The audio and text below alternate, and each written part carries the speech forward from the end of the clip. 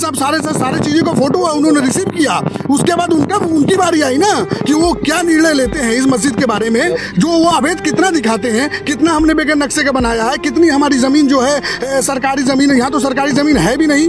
कहाँ किस बात को लेके उन्होंने इस मस्जिद को तोड़ा है, इस बात को स्पष्ट क्यों नहीं करते हैं वो कि अगर आप नक्शे के बारे में करते हैं तो क्यों नहीं आपने ऑर्डर पहले पास किया हमको। तो 9 तारीख को ये 10 पौने 10 बजे करीब आए और नोटिस दीवार पे चिपकाते हैं, फोटो खींचते हैं, फिर उसको उखाड़ लेते हैं। उसके बाद बुलडोजर लगा के ये तोड़ना शुरू कर देते हैं। ये कहाँ के मतलब इंसाफ है ये बताइए। हम तो इंतजार में बैठ गए और सारे वकील यही कहते रहे कि कानून के हिसाब से सारा मामला चलेगा, ऐसा हो ही नहीं सकता। करते हैं यहाँ नो जात नो संप्रदायवाद, देश हमारा है। क्या बात है, हमारा है, बहुत अच्छी बात है। पांडे जी ये पांडे जी है जो मस्जिद के लिए लड़ रहे हैं। देखिए मौजूदगी उत्तर प्रदेश के जिला कुशीनगर के हाटा वही मदनी मस्जिद जिसका आज आप लोग हर जगह बातें सुन रहे हैं और वीडियो के माध्यम से न्यूज चैनल के माध्यम से देख रहे हैं।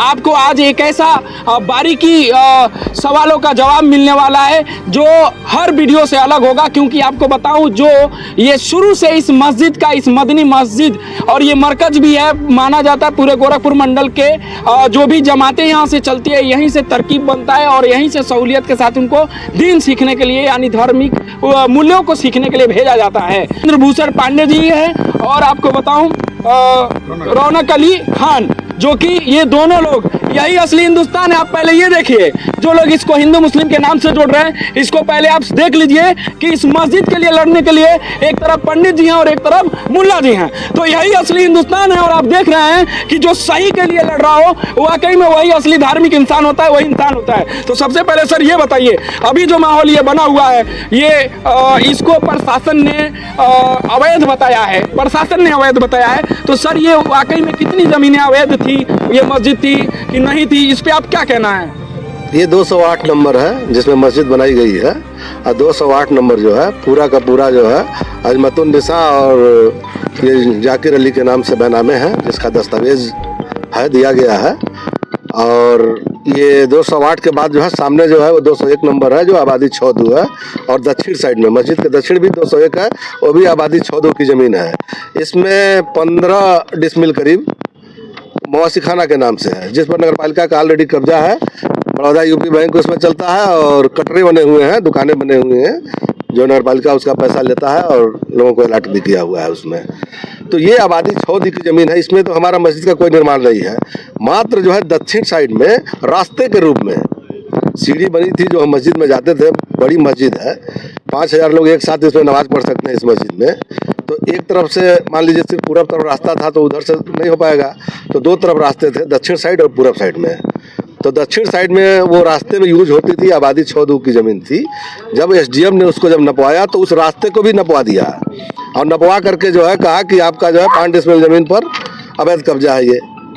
उसका जवाब मैंने दिया, उन्होंने नोटिस दिया, मैंने 2 बार ईओ के वहाँ जो है जवाब दिया, लेकिन हर बार जो है यही हुआ कि इन लोगों ने कोई जवाब नहीं दिया। तो प्रशासन तो यही बोल रही है सर कि आप लोगों की तरफ से कोई जवाब नहीं। 3 नोटिस भेजने के बाद भी पांडे जी आप लोगों ने कोई जवाब नहीं दिया, जिसके बाद जो है कार्रवाई की गई है। जवाब दिया गया, उसकी रिसीव कापी है। कहाँ कापी का है? कापी का है भाई साहब? पूरे नेशनल मीडिया पे आप इस वक्त देख रहे होंगे कि ये जो है चल रहा है कि यहाँ के मस्जिद कमेटी ने और यहाँ के जो देख रेख करने वाले लोग हैं, इस मामले को समझने वाले लोग हैं, जवाब नहीं दिया है। और आपके सामने ये दिख रहा है कि विधेयक आप द्वारा उपयुक्त नोटिस 21/12/2024 को आया हुआ है। नगर पालिका अधिनियम 1916 धारा 125 इसमें ऑलरेडी पूरा दिख रहा है कि मतलब इन लोगों ने जवाब दिया है, आप देख सकते हैं, मैं लगा भी दूंगा। और ये तो 3 बार जब, लेकिन नेशनल मीडिया ये कर रही है, नेशनल मीडिया प्रोपेगेंडा बना रही है, सिर्फ के हमने नोटिस दिया, इन्होंने जवाब नहीं दिया, हम डेमोलिश कर देंगे। नोटिस प्राप्त हुआ है, ये वकील हैं ये लोग, इन लोगों को पता है नोटिस कैसे मिलता है नहीं मिलता है। ये सारा का सारा षड्यंत्र रचा गया। एक मस्जिद जो खूबसूरत है, अच्छी है, कई सालों से है, यहाँ पे सारे लोग पीसफुली नमाज पढ़ रहे हैं। सरकार जो इस वक्त राजनीति कर रही है वो सिर्फ और सिर्फ हिंदू और मुसलमान के नाम पे ही राजनीति चलेगी उनकी, इसलिए कि ये लोग सोच रहे हैं कि मुसलमान यहाँ पे चुप रहे, खामोश रहे, दूसरा संभल वाला हादसा ना हो जाए, इसके वजह से हाटा के सारे मुसलमान चुप रहे। ये लोग ने तोड़ दिए। अब सरकार से हम भी अपील करना चाहते हैं कि बड़े नेता या छोटे नेता जो भी हो, इसमें हमारे साथ इंसाफ होना चाहिए, क्योंकि ये जो मस्जिद तोड़ी गई है ये किसी भी एंगल से देखा जाए ये सही नहीं दिख रहा है। अच्छा यहाँ पे हिंदू और मुसलमान सारे लोग इतने सालों से रह रहे हैं, आपस में कोई विवाद नहीं है। आप जैसे ही फोन लीजिए आपका खून खोल जाएगा। ऐसे ऐसे वीडियोस ये लोग ने 2 दिनों के अंदर क्रिएट करके इंस्टाग्राम पे हर जगह पे, मेरे पास भी स्क्रीनशॉट है, सब जगह पे ये लोग मुसलमानों को उकसा रहे हैं ताकि ये लोग लड़ाई करें, आपस में माहौल खराब हो। लेकिन मुसलमान समझदार है, अब ये बार सरकार के ये बुरे जो इनकी रणनीति है इसमें मुसलमान आएगा नहीं। हम भी अब अपनी लड़ाई कानून के जरिए ईमानदारी से लड़ना चाहते हैं। अच्छा पांडे जी, जबकि आप लोग दिखा रहे हो हमारे हाथों में ये नोटिस है और ये बता रहे हैं कि हम लोग इस नोटिस के माध्यम से जवाब ऑलरेडी 3 बार हमने दिया हुआ है, तो जब जवाब दिया है सर, तो ये प्रशासनिक जो कार्रवाई हुई है इससे आप इसको किस नजरिए से आप देखते हैं? बस किया गया है क्योंकि मस्जिद जो है उनकी निजी भूमि में बनाई गई है, बेशुदा भूमि बनाई गई है, अवैध नहीं निर्माण हुआ है। अब सरकार की क्या मंशा है ईश्वर जानता, अल्लाह जानता है, क्योंकि यहाँ वर्षों की भूमि है जो उनका नहीं है, जिसका कब्जा उसका माना जाएगा। उनके नाम की भूमि है 30 डिसमिल, कागज में है, बैनामा है, उसमें निर्मित मंदिर मस्जिद है। ये जो 30 डिसमिल पर ही नहीं निर्माण था, अभी तो हमारा 28 पर ही वो निर्माण था अभी। और जो हम वर्ग 6 की जमीन जो हम रास्ते में यूज कर रहे हैं, अगर उस पर मेरा मकान भी बना होता तो उसको सरकार नहीं छू सकती है, इसलिए कि आबादी की जमीन जिसका जहाँ कब्जा रहेगा उसी की रहती है। आबादी में ही गाँव बसते हैं, लोगों को बसाए जाते हैं। वो गवर्नमेंट की तो 1 इंच जमीन नहीं है, यहाँ पर कुछ भी नहीं है। 2022 में भी तो सुप्रीम कोर्ट ने कहा कि भाई 2020 में या 22 में जब भी कहा, सुप्रीम कोर्ट ने कहा ना कि किसी भी धर्म स्थल को आप ढा नहीं सकते हैं, तो ये कैसे हो गया? मेरा सवाल सिर्फ यही है सरकार से, बड़े बड़े लोगों से, कि ये इतना बड़ा अत्याचार कैसे हुआ? तो उनका तो कहना है कि आप लोगों के पास के पास कोई सही जवाब नहीं आप लोगों ने दिया। दूसरी बात, 8 तारीख तक का ही स्टे था, स्टे खत्म हो गया, तो स्टे खत्म होने के बाद ये एक्शन किया गया है। ये तो न्यायपालिका की बात है, बढ़ाया जा सकता था, अब बढ़ सकता है, तो जो विचाराधीन है तोला गया वो गलत किया गया है। तो आपका क्या कहना है इस पे पूरे मुद्दे पे? मैं ये कहना चाहूँगा कि उन्होंने हमें नोटिस दी कि सारे कागजात हमें दीजिए, तो हम लोगों ने सारे कागजात उनको दिए। फिर हाई कोर्ट द्वारा जो आदेश हुआ उनको कि 3 हफ्ते में जो भी आपको करना है वो आप मस्जिद पचकारों को बताएंगे।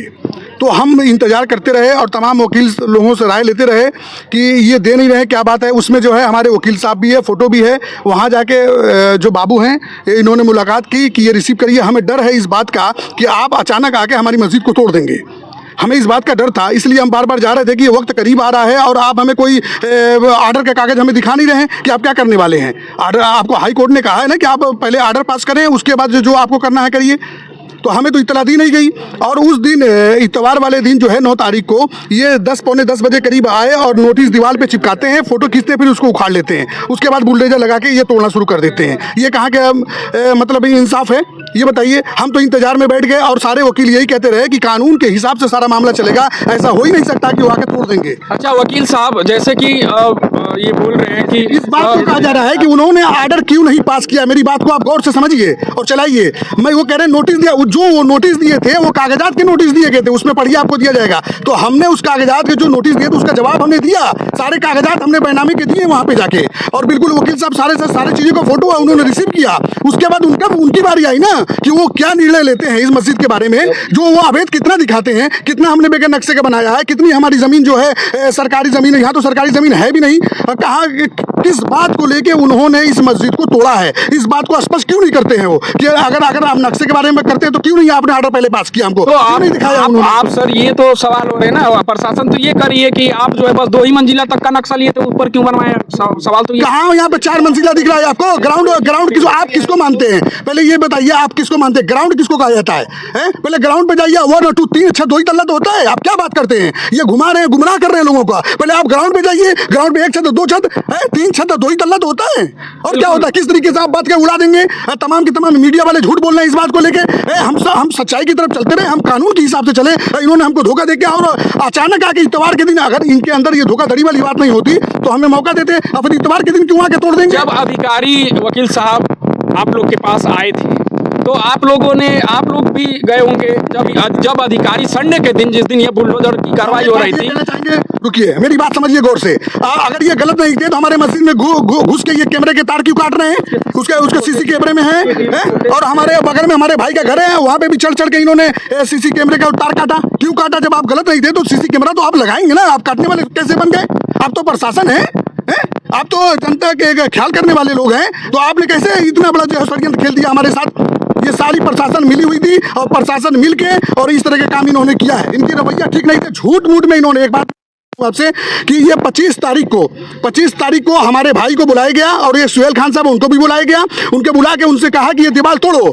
जो दीवार हम बता दें, पहले मस्जिद है, मस्जिद के बाद रास्ता 10 फुट का है, उसके बाद एक दीवार है, दीवार के बाद जो है नगर पालिका बनाम गफ्फार खान का केस चलता है। किसी की जमीन नहीं है। जब यानी इस जमीन पे भाई, तब ये बहुत ही चौंकाने वाली बात है कि अभी नगर पालिका का लड़ाई जो है एक और बंदे से चल रहा है, यानी मस्जिद का कोई रोल नहीं है। क्या नाम है आपका? मेरा नाम एजाज है। आपके पास कोई कागज है जिस पे आप लोगों ने स्टे लिया हुआ है? देखिए, आप गफ्फार खान जी के लड़के हैं। आपको बैठाया गया था चौकी पे? जी। बैठाया गया? किसको बैठाया गया था? हाँ, बैठाया गया? पूरा बात आ रहा है तो सामने आ जाए। मतलब हम लोगों को बोले कि आप लोग मत जाइएगा बीच में, ठीक है, ये बात दूसरे से है, दूसरे से मैटर है, आप बीच में मत जाइएगा। आपकी ज़मीन है, आपका ज़मीन सेफ रहेगा, आपका स्टे है। तो हमारा इस ज़मीन पे स्टे है और स्टे चल रहा था बगैर कहे और इत्तला किए हम लोगों को, लेकिन स्टे था। सही करिए। ये पूछना चाहते हैं हम प्रशासन से, जब स्टे उच्च न्यायालय से यहाँ पे यथा स्थिति कायम रखने की कहा गया उच्च न्यायालय, तो उसके उल्लंघन कैसे प्रशासन यहाँ के कर सकती है? कैसे वहाँ के उन लोगों को बुला के कहती है कि आप अपनी दीवार तोड़िए?